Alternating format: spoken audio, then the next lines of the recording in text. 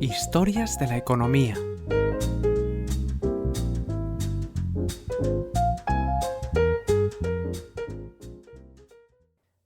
Episodio 115.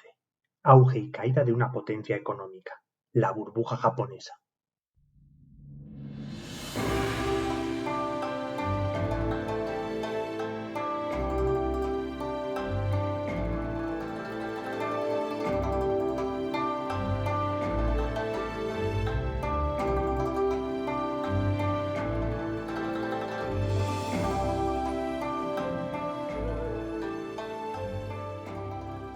Japón vivió durante la segunda mitad del pasado siglo su propio milagro económico. En la década de los 60 era un país que estaba tratando de recuperarse de las consecuencias de la Segunda Guerra Mundial. Tenían por delante un importante y ambicioso plan de reconstrucción y modernización. Y funcionó.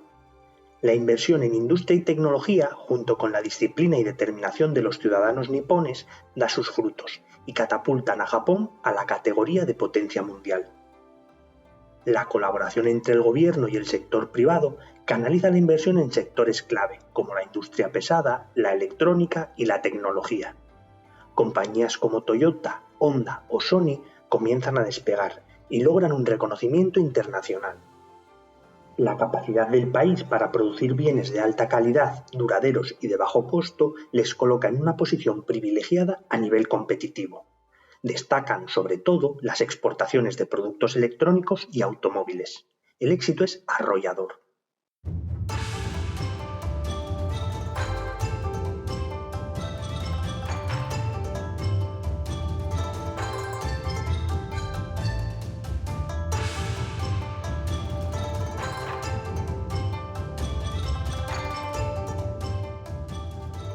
Es en los años 80 cuando todo se desboca aún más y la economía de la isla experimenta un crecimiento sin precedentes. El milagro japonés está en pleno apogeo. La economía alcanza tasas de expansión que superan los 2 dígitos cada año y se convierte en la segunda potencia del mundo, solo superada por los Estados Unidos. Los más optimistas, que en Japón no eran pocos, especulaban con cuánto tiempo faltaba para convertirse en los líderes. Durante aquella época, el superávit comercial nipón estuvo disparado.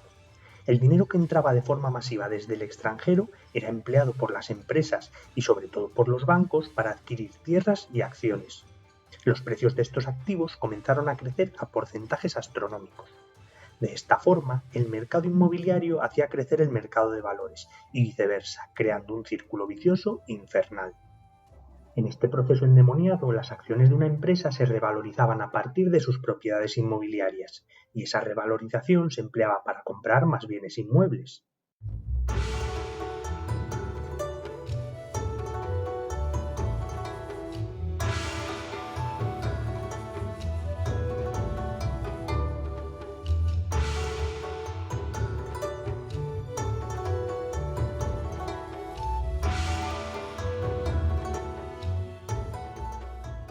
En esta espiral, cualquier dato económico de la época era salvaje. Entre 1955 y 1989, el valor inmobiliario de Japón se había multiplicado por 75 y llegó a equivaler al 20% de la riqueza mundial, unos 20 billones de dólares. En 1990, el valor de todas las propiedades de Tokio y su entorno metropolitano estaba al nivel de todas las propiedades de todo Estados Unidos. Solo el Palacio Imperial, si hubiera estado a la venta, tendría un valor equivalente al del estado de California. Y otro ejemplo, los campos de golf tenían un valor superior a todas las empresas que cotizaban en la bolsa de Australia.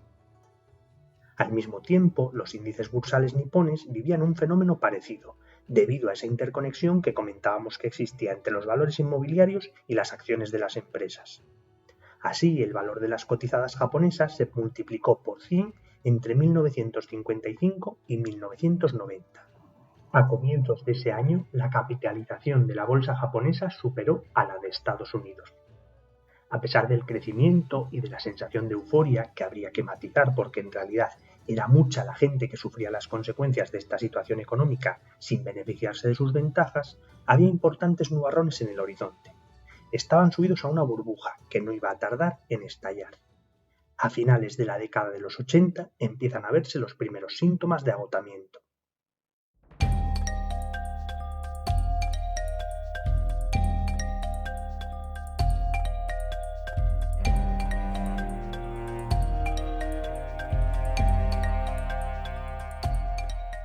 El Banco Central, muy criticado a posteriori por su papel, decide subir los tipos de interés para evitar que la inflación se dispare y ante el temor a las consecuencias de la depreciación del yen frente al dólar.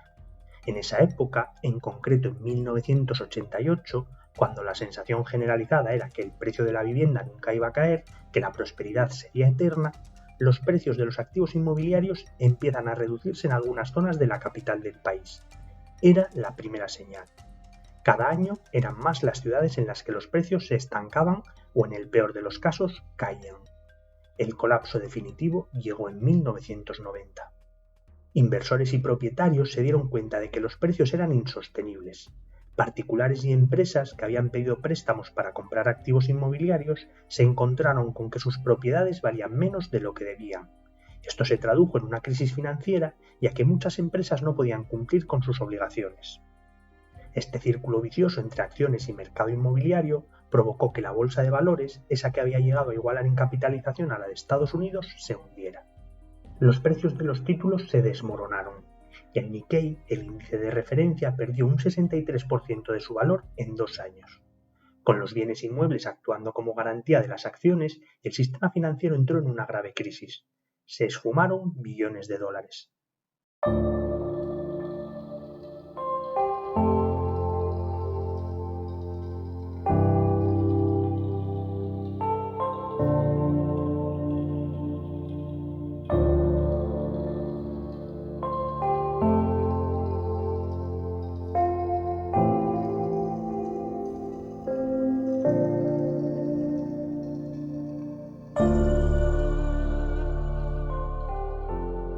La burbuja había estallado.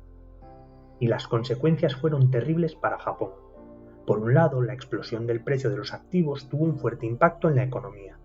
Los precios se redujeron en todo el país, sobre todo en las grandes ciudades y en los distritos financieros. En algunos casos, los precios no volvieron a alcanzar los niveles de 1990 hasta 2007. La crisis también destapó un alto nivel de corrupción en todo el país, presente en todas las capas de la sociedad, desde funcionarios, personas particulares, empresas e incluso miembros del gobierno. Sobornos, tráfico de información, manipulación del precio de las acciones, fraude, habían tocado todos los palos. Una caída de esta magnitud también tuvo consecuencias para los hogares, ya que se tradujo en una fuerte caída de los ingresos reales, lo que provocó a su vez una reducción del consumo directo y la inversión. Esto provocó una larga etapa de deflación como nunca se había visto en la historia reciente. Para las empresas las consecuencias también fueron terribles. Con unos niveles de endeudamiento elevados, fueron incapaces de dedicar ni un solo yen a la inversión. El gobierno apoyó artificialmente a muchas compañías en dificultades, incapaces de sobrevivir por sí mismas, pero que a su vez hacía muy complicado competir a las empresas eficientes. Estas compañías zombies, como se conoció a las que estaban rescatadas por el sector público, supusieron un lastre para los beneficios de las empresas competitivas, deprimieron la creación de empleo, redujeron la productividad y desalentaron las inversiones. Los años 90 se conocieron como la década perdida en Japón, debido al efecto del colapso de la burbuja. Esta década perdida se convirtió finalmente en los 20 años perdidos, un periodo de exuberancia y caos, de auge y caída, que dejó una marca indeleble en la historia económica y en la mentalidad de Japón.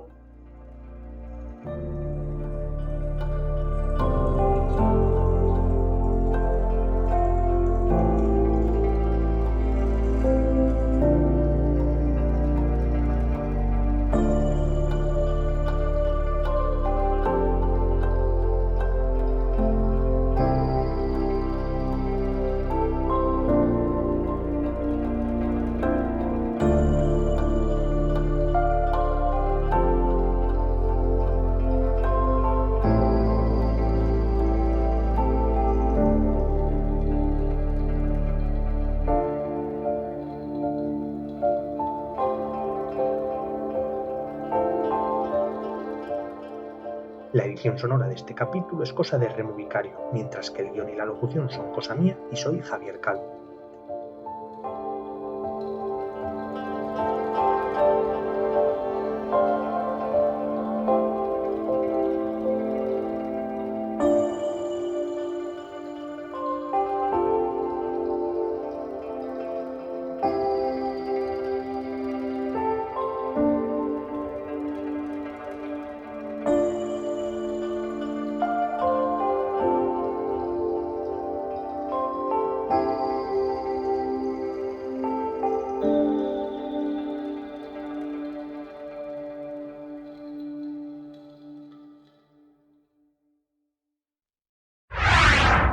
El Economista Podcast.